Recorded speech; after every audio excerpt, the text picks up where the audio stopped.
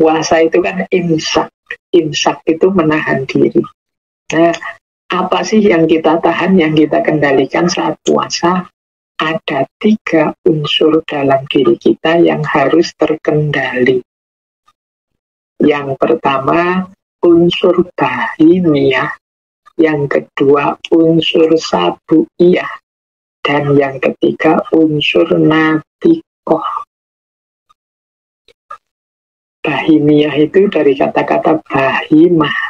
Artinya binatang ternak. Berarti kita saat puasa harus mampu mengendalikan unsur binatang ternak.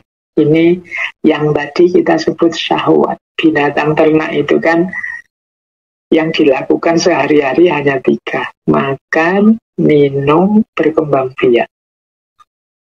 Kita yang menjamin makan minumnya, nanti mereka kawin, beranak. Kalau kita berternak kan begitu fokusnya.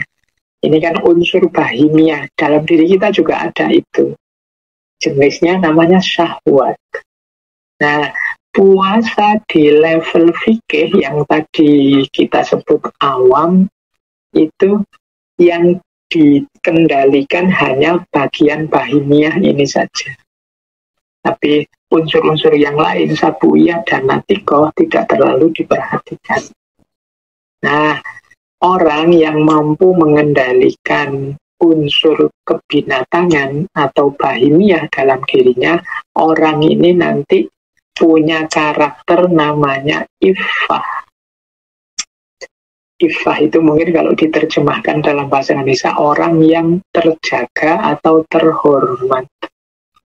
Orang itu kan yang mampu mengendalikan syahwatnya kan orang yang terhormat.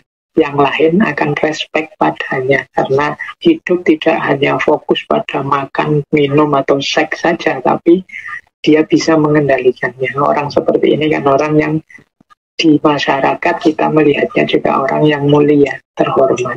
Makanya pengendalian bahimiyah akan melahirkan iffah, kehormatan. Nah, tapi tidak hanya ini yang harus kita kendalikan. Kalau hanya ini, level puasa kita masih awam. Kita juga harus mengendalikan unsur kedua, sabuiyah. Sabuiyah ini dari kata-kata siba. Siba itu binatang buas. Nah, bedanya apa binatang ternak dengan binatang buas? Kalau binatang buas ada unsur agresifnya. Ini kalau dalam diri kita variabelnya namanya amarah. Ambisi, cita-cita, keinginan, target, tujuan. Ini kan unsur amarah. Sesuatu yang ingin kita capai. Itu pun tetap harus kita kendalikan. Yang tadi, yang puasanya orang khawas ini kan banyak mengendalikan ini. Mata jangan terlalu banyak melihat mana-mana. Telinga jangan diloskan mendengar apa saja. Kaki jangan dipakai menuju target apa yang tidak diperbolehkan. Ini mengendalikan sabuiyah. Jadi mengendalikan kebinatang buasan dalam diri kita. Gosip yang tadi kan, mendengarkan gosip atau melihat yang nggak boleh, ini kan sebenarnya unsur amarah, di unsur kebinatang buasan. Nah, ini harus kita kendalikan. Tidak boleh di-loss. Dikendalikan itu dipenuhi secukupnya. Sama seperti syahwat tadi. Bukan dimatikan, dipenuhi secukupnya. Makan ya secukupnya saja. Kalau di puasa dilatih sehari 2 kali saja, sahur sama buka. Ini melatih syahwat memenuhi secukupnya saja. Amarah juga begitu. Jangan berlebihan, yang tidak boleh, yang dosa, misalnya target, ambisi, menginginkan sesuatu yang tidak boleh.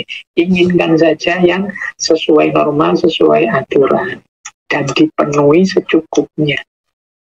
Jangan kekurangan, jangan berlebihan. Kalau manusia tidak punya amarah sama sekali, tidak punya cita-cita, tidak punya keinginan, tidak punya target, dunia ini tidak maju.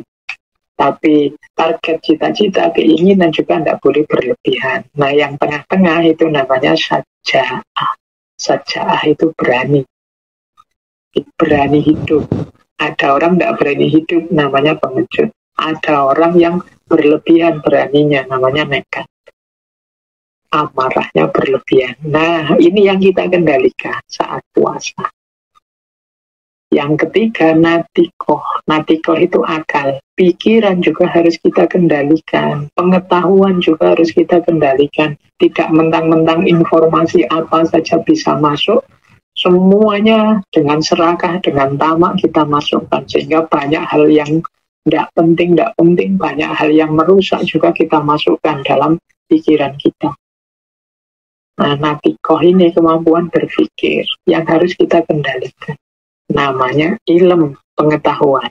Kalau dia terkendali, namanya hikmah. Hikmah itu pikiran kita yang terkendali, tidak kekurangan ilmu, tapi juga tidak mengejar ilmu yang tidak ada gunanya, yang mazmumah, yang tidak.